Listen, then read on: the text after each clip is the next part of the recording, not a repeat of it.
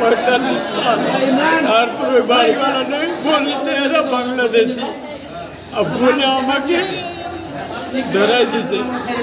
দেখতেছি মেয়েগুলো হিন্দি কথা বলে, তখন ভালো করে জিজ্ঞেস করলাম যে আপনারা বলেন যে কোথা থেকে যাচ্ছেন। পরে বললো যে আমাদেরকে এখানে পুশিন করে দেওয়া হয়েছে, রাত 3টার সময় পুশিন করে দেওয়া হয়েছে। আমরা উপায় না পেয়ে এখানে আজান শুনে এই মাদ্রাসায় এসেছি।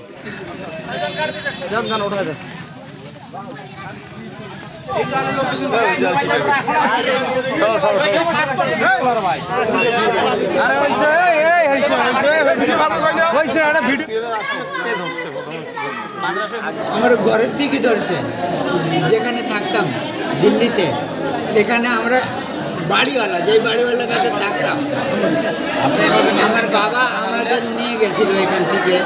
ছোট ছোট ছিল, আজকে 45 সাল ওখানে তো রয়েছি, 45 সাল আর পুরো বাড়িওয়ালা নেই, বলতে এরা বাংলাদেশি।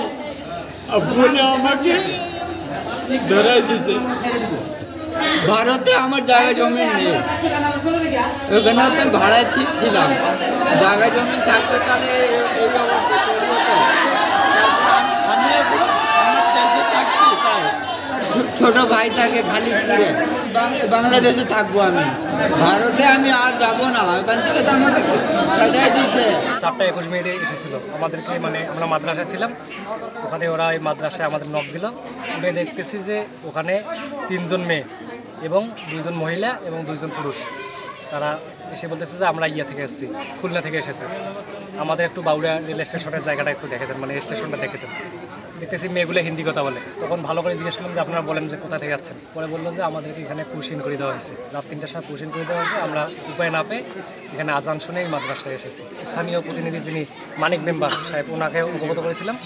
উনি তারপরে নবীনগর বিজিবির কাছে যোগাযোগ করেছে, সবাই আসলো, এদের হাতে আমরা ছেড়ে দিলাম। মোটামুটি ভোর 4টের দিকে আমার কাছে ফোন যায়, মমনুর নামে এক ছেলে ফোন দেয়।